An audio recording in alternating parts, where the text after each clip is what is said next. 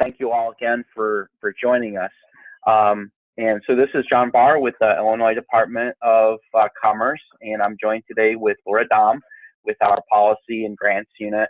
And so this a webinar and call is intended to provide you with the most updated information as we move to the end of the current WIOA program year and the state fiscal year. So I'll give you an update regarding the grants, both formula and non-formula. So today's meeting will focus on the program year 2019 funding notice, as well as the revised program year 2018 funding notice. Both of these notices were released and posted yesterday afternoon. And if you can see the screen here, this is the WIOA e-policy portal, and they were posted right here. So if you go to the Chapter 6 section, they're posted right here under notices, and you may have to scroll down a bit because we have the previous years posted as well. So the information and forms that we're going to talk about are posted here. If you have any trouble pulling those down, please let us know, and we can get those out to you as soon as possible.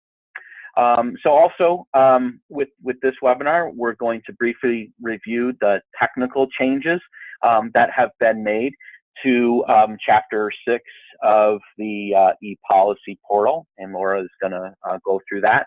And then finally, there'll be an opportunity to answer your questions regarding the WIOA allocation and other related fiscal or grant questions and issues. So to jump right into this, I would also just note that I know the webinar is scheduled for an hour and a half. I don't anticipate that we'll go that full time, but we will have that available if there's a need and additional questions. To focus now on the 2018 program year 2018 revised funding notice, that includes an additional allocation. Change 1 to the state of Illinois WIOA notice 17 NOT 13 provides local areas with an allocation of an additional $1 million for Title I adult dislocated worker and youth funds. At the federal level, Training Employment Guidance Letter, or TEAL 16-17 Change 1, provided the states with some additional funding because the U.S. Department of Labor did not utilize all of their funds available for evaluations, for program evaluation. This resulted in an additional allotment to the state of Illinois, kind of per their formula, of about $107,000.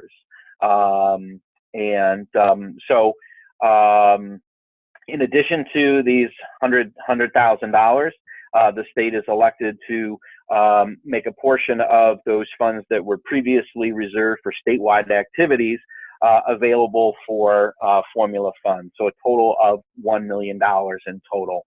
So as a reminder, last year, we had reserved approximately 12.5% for the statewide activities. That includes both the administrative and the statewide activities. So this additional allocation will reduce that percentage a little bit. And then we also reserved the 20% of the PY18 dislocated worker funds for statewide rapid response activities. The PY18 modification and the new establishment documents will both be due back to DCEO by June 28th, and that's the last Friday of June. I would note that DCEO will accept the PY18 modifications as soon as they're ready to be processed. So if you want access to these additional funds ASAP, we will work our best to get those established and added to your grant, prior to the end of the state fiscal year, which, as you know, is June 30th of 2019. It's important to note, though, that the new funding will be included in your calculation as it relates to meeting the 80% obligation requirement for all three funding streams. As you know, the program year obligations for 2018 must be 80% by June 30th, and failure to obligate at least 80% of each funding stream could lead to reallocation. And so I would also note, as a side note, as we look at the, kind of where we were at, for the, March 31st, for the period ending March 31st, there were a number of local workforce areas that I would consider, in kind of a watch list zone as it relates to your 80% obligations. And I know that we'll have some additional information and communication here in the next 2 weeks as we look at the April figures reported on May 20th. So definitely keep an eye on that 80% obligation requirement. If you do choose to utilize this additional allocation and you add this money to your grant prior to 6/30 of 19, again, it will be included in that 80% calculation. If you choose to add the funds after June 30th, it will not be included in that 80% calculation, obviously, because you would not have that grant balance, on the books as it related to that 6/30, 2019 calculation. So that is a decision that you're able to make at the local level, because again, I know there's a number of factors that go into, your planning to meeting that 80% requirement. I want to point out that the actual notice itself, the revised notice, is fairly straightforward. Again, you can pull it down from the ePolicy portal, and you'll see that it just kind of outlines provides the background. It does have a note around the 80%, is also notes the minimum training expenditure, and then all the other procedural instructions are included. And again, just asks that you return that modification to us by June 28th. If you return it to us on June 28th, we will not have that done. Most likely, it will take us at least a couple of weeks to process that modification, and it will happen after the state fiscal year rollover, and that process will get or that modification will get processed in July. Just to go through the tables here, so this is a summary of the revised allocation across the board, and then Laura has laid out the additional funds, so you can see that the state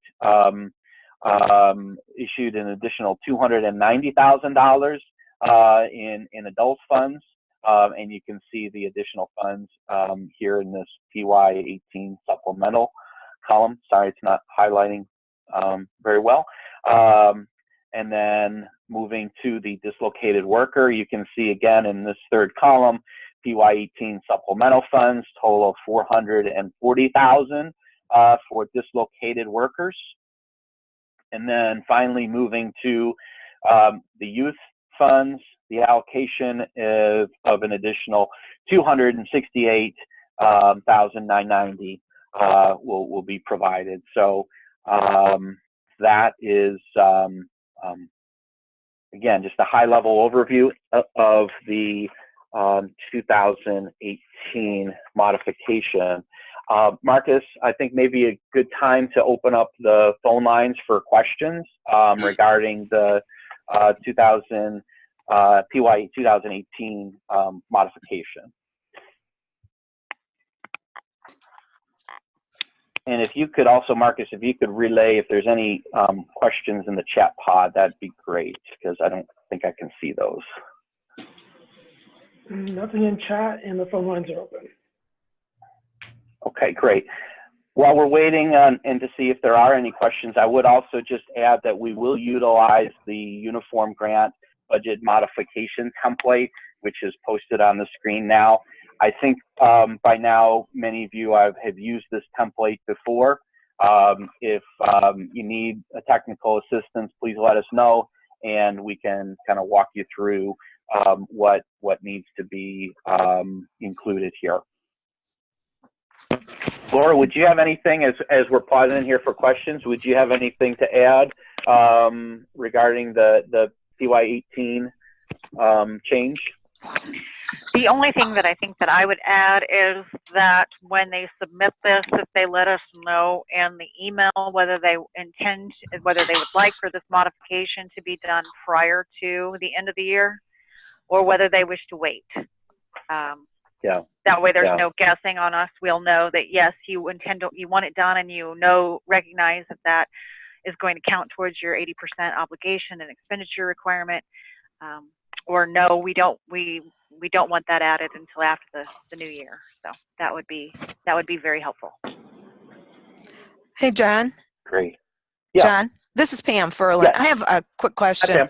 Do we need to, good morning, do we need to get this approved by our board and our elected officials? So this would be regular procedures, yes. So okay. Yeah, I think the quick answer is yes, right, Laura? Okay. Yes, it requires a cover letter with the CEO and the LWIB chair signature. Okay. And as we've discussed before, most of the board bylaws, in fact, I think every board bylaws allows for the executive committee to act on behalf of the entire board.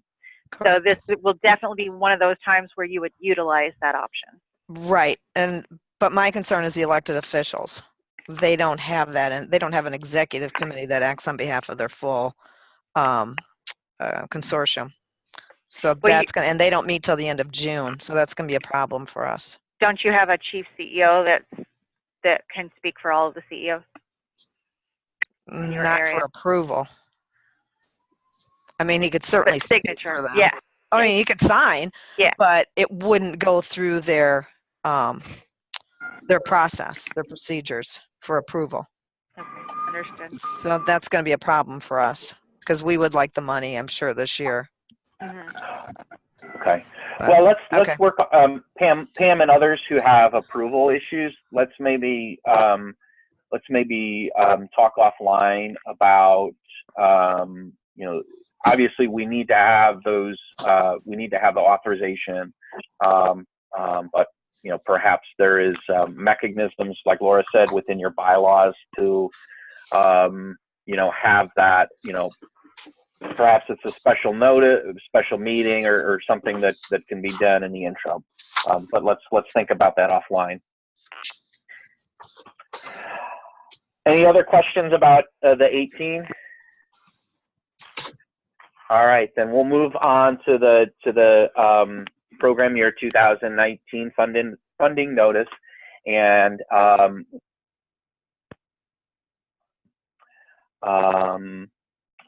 notice 18 NOT 04, and as you can see that this is in the same format that we have developed in previous years. We've provided the background here. The section outlines the funding authority from U.S. Department of Labor. We also outline the transfer authority and similar to program year 2018, the local workforce areas have the authority to transfer up to 50% of the funds between the adult and dislocated worker funding stream, as long as the activity is consistent with your local and regional plans. Local boards that wish to transfer more than 50% would need to submit attachment G, which is a request for approval that just outlines that that you've had those additional conversations and you've got that you've got your rationale in place for that. It does also include the technical information around the updated salary caps for staff.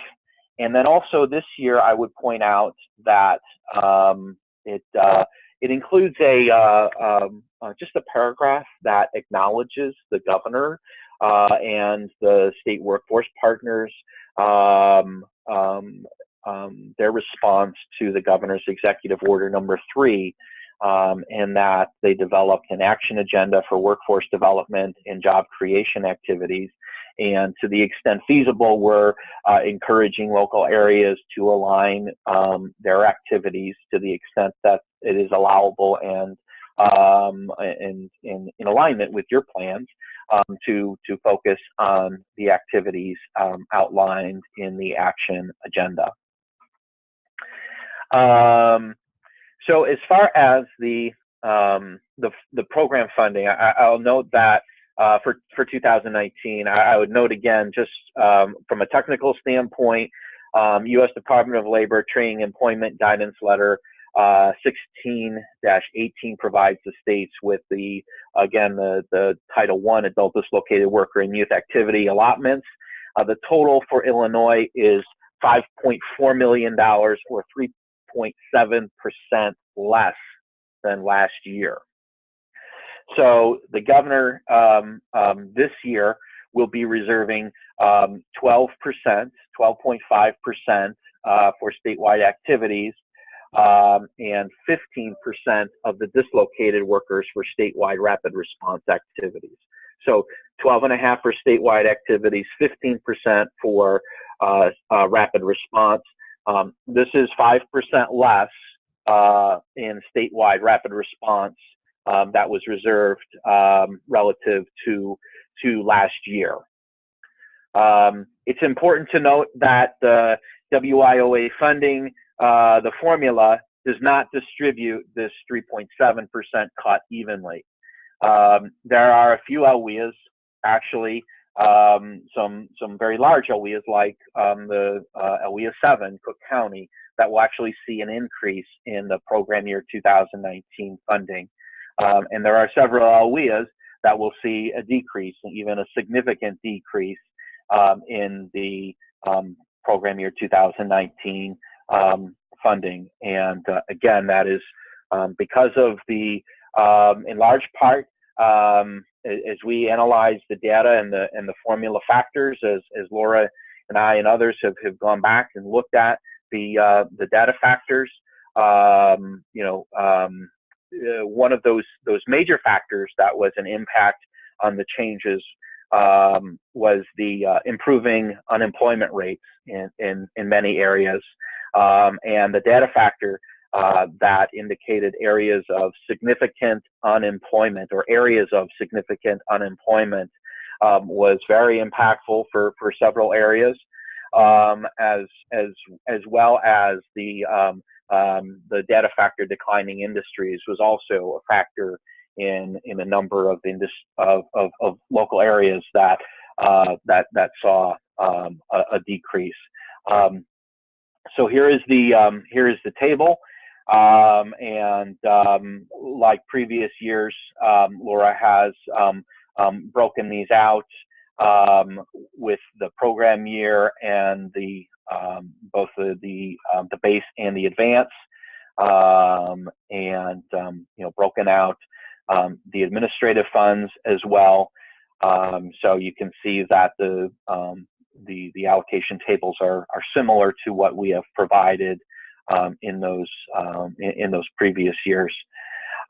Laura, do you have anything that you'd want to add regarding the program year 2019 allocations? No, I think you covered extremely well. Great, thank you. So again, we would ask that you work with your boards and your chief elected officials to also establish these grants, the same deadline as the PY18 modification, that last Friday in June, and June 28th, 2019. And as you work through the establishment, we'll be utilizing a couple of the standard Grant Accountability Transparency Act forms or GATA forms. We'll utilize the uniform grant budget template that I think that you have used in the past. I know that it is a monster spreadsheet, and appreciate your patience as you work to complete this, and we recognize that it does take quite a bit of effort as it relates to how our funds are required to be reported. Other documents that will be utilized in the submission of your establishment for PY19 is our uniform application for state grant assistance. So you'll use this form again for the program funds. Laura, this is not required for the modification, is that right? Correct. This is only for establishment. Okay, right. So obviously the uniform application plus the template plus the letter, and any other additional documents if you're going to request for addition a transfer that exceeds 50%. All that information provided to us by June 28th, 2019 would be appreciated. So with that, Marcus, if you could maybe unmute the phone lines, that'd be great, and we can take any questions. This is Laura, and I just wanted to add a couple of things. Janet Davis recently sent out the conflict of interest and mandatory disclosure forms. As in years past, our legal department has said that any of the WIOA and trade formula grants can utilize one set of these documents. And so if you notice on the top of those documents, it lists the different grants under which, under which those the conflict of interest and mandatory disclosure forms would apply. So those were sent out, and those will apply for the, for the PY19 formula grant. So when you submit those to Janet for the incentive grants, those will apply to the formula grants. And as far as the timetable for when they're due, as usual, the only ones that really, if you're wanting to get the PY18 additional funding prior to the end of the year, you need to get that to us as soon as possible. If you're not wanting the PY18 funds prior to the end of the year and the PY19 funds, even though the due date is the end of June, those can be submitted afterwards because we will not be able to begin those grants until after the rollover process has happened. The PY18 grants can be done as soon as rollover has happened. The PY19 grants will probably be able to be done then, but we always have that caveat that the budget has to be passed at the state level in order to allow us to pass those funds through to you locals. So we don't anticipate an issue there, but just I wanted to make sure that that was on everyone's radar, that that's also a factor in getting those PY19 funds out the door.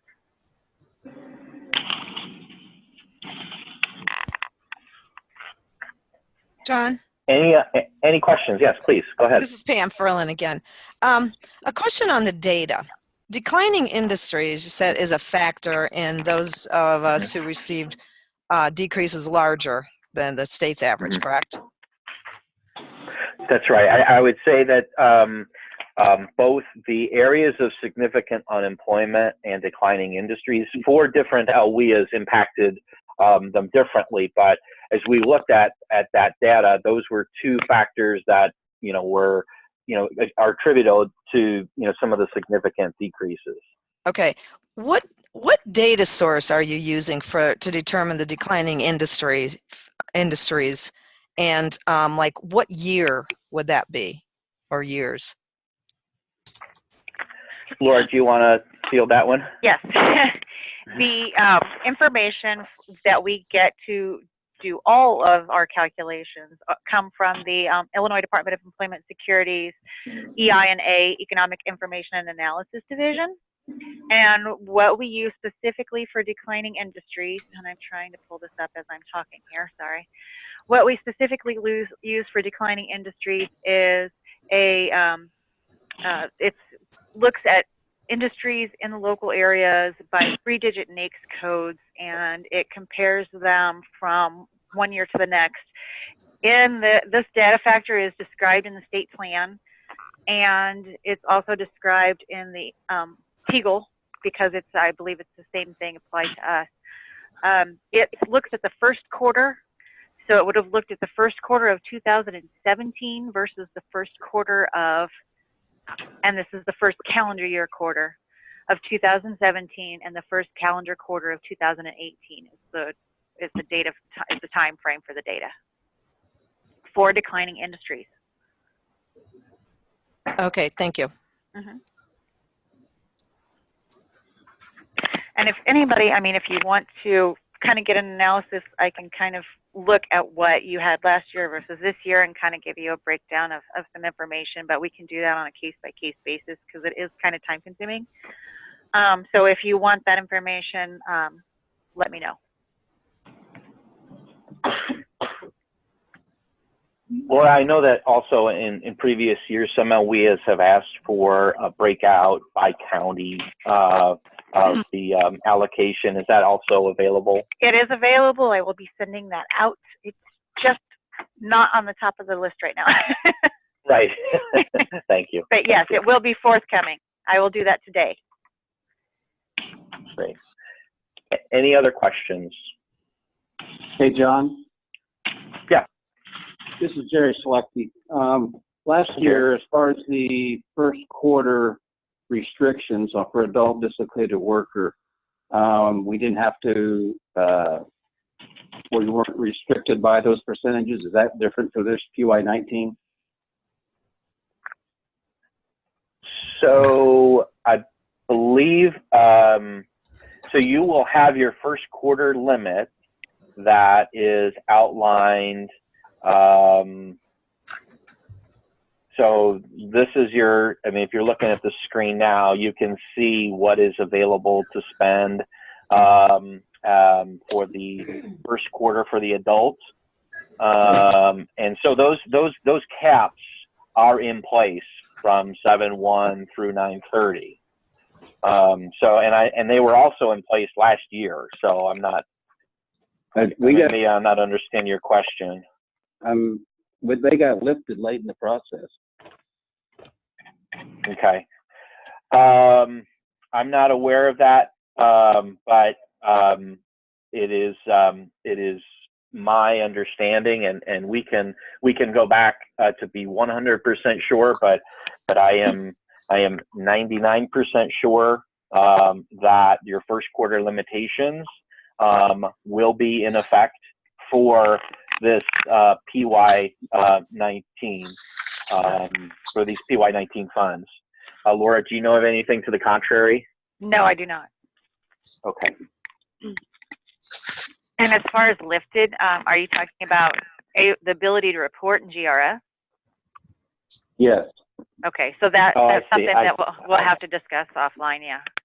Yeah, so absolutely, and that's the thing, and that's a great point, is that within our system, we do have a system check as it relates to the amount of funds that you're able to, report, and those listed here on attachment 2C and attachment I'm sorry, B3 and C2. That outlines your limit as it relates to the first quarter.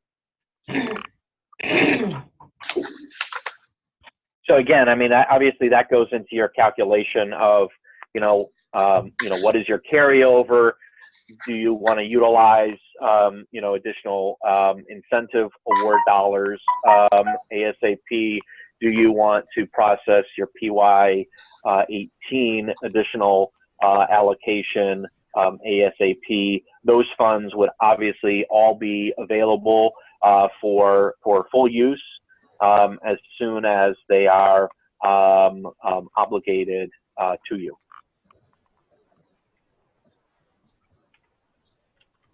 I would also mention, and actually, I'll pause there. Any other questions?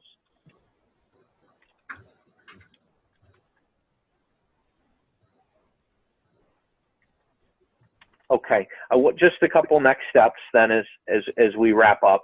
I would just encourage y'all to, please review the funding notices, watch your emails for additional information as Laura mentioned from Janet Davis and other OET grant managers regarding the establishment and the modifications as we go through kind of those, the establishment logistics.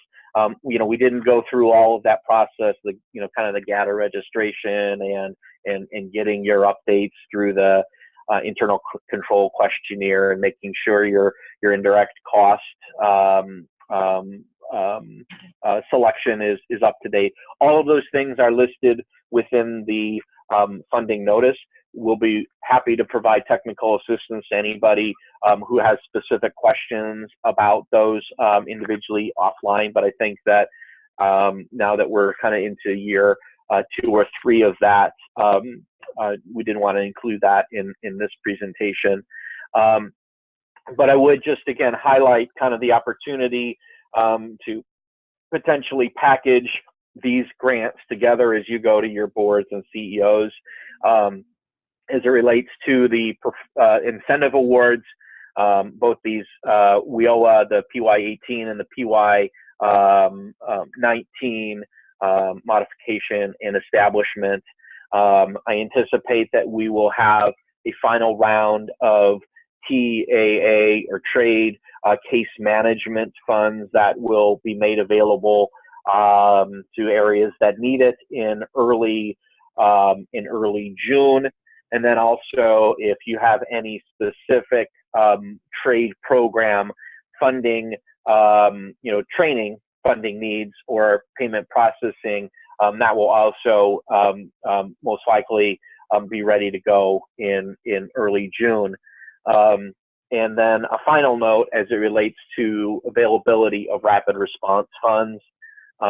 We do have funds available currently for areas that are experiencing major layoff events, and obviously as you look at your allocations for 2019, you may consider where you're at, where you're going to be for dislocated workers, and if there is a need.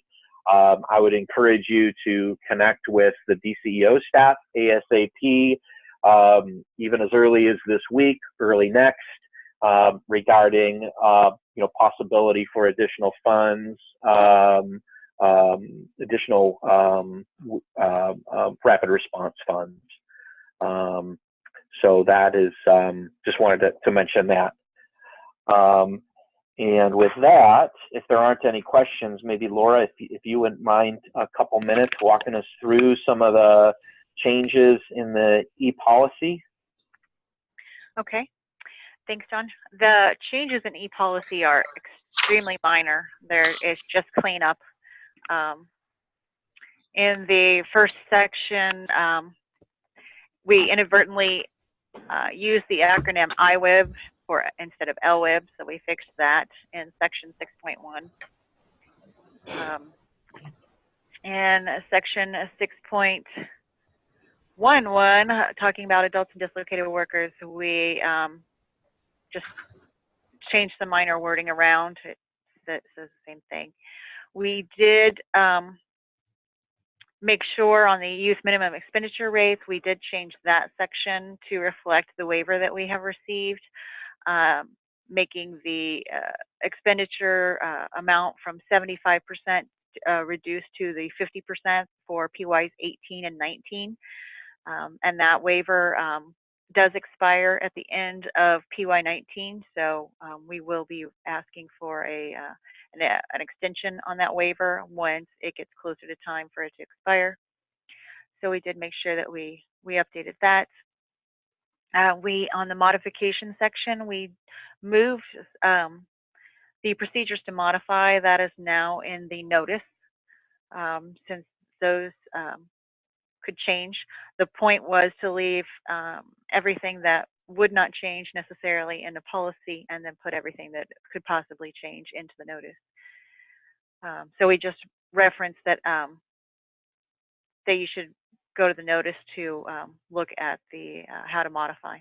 And then we added a couple of things on 6.1.5 on reporting, talking about participant activity being recorded in IWDS, and pointing to the 2 quarterly reports that must be done. And those templates are included in the reference tab under the notice now.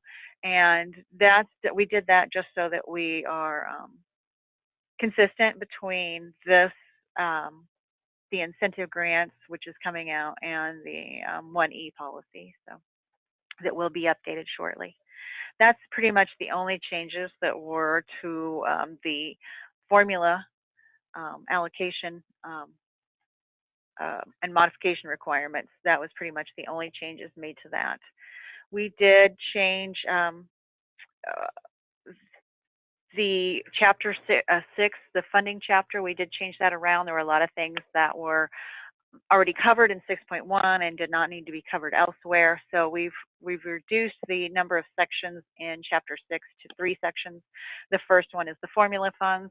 The second one will be 1E, which we're working on getting that finalized to put out there. And then the third one now is additional funding opportunities.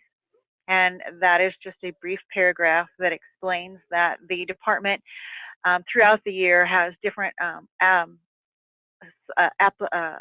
grant opportunities available, and it points to the NOFOs, and it lists the active NOFOs and the CFDA site, and those are listed under the reference tab. So there's direct links that go right to those active NOFOs. No, Jeffrey, the quarterly report template did not change at all. You can still edit your old ones. It's just that we made sure to be in for consistency's sake to make sure that we kept them here. So if there's any grantee, especially those statewide activities grantees, that can come out here and they'll have one place to access the reporting template. Is there any questions on that?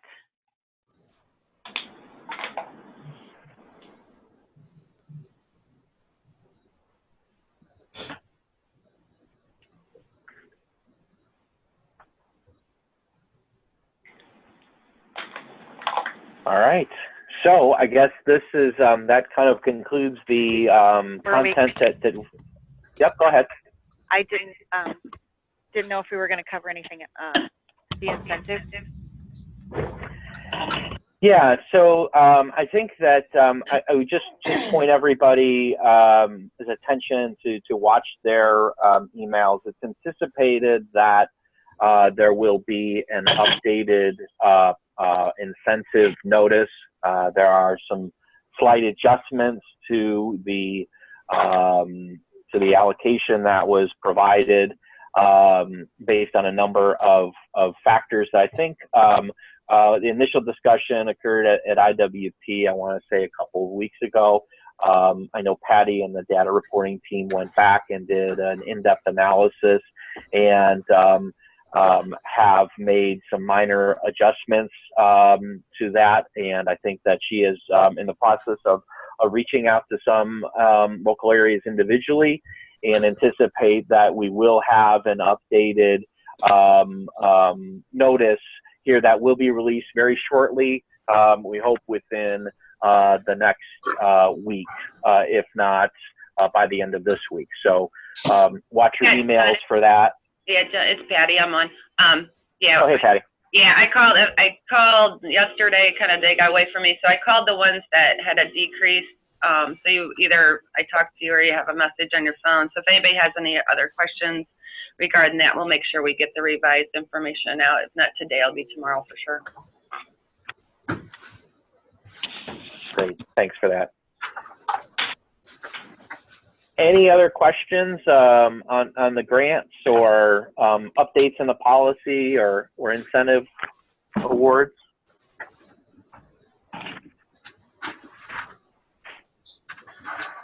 All right, hearing none, we'll go ahead. If you do, as you review this information, if you do have questions or concerns, please, I think you all know where to find us, and please don't hesitate to contact us. This webinar has been recording, and we will send out a note as to where it's posted. I'm hoping it will be posted here in the technical assistance resources, but we'll figure out those logistics and let you know. So unless there are any final questions, we'll go ahead and wrap up today's webinar. And thank you, Laura and Patty and Marcus, for presenting and assisting. And thank you all for joining this morning. And I wish you all a good day. And we'll be talking with you soon. Thanks, John. Thank you. Thank you. Bye-bye.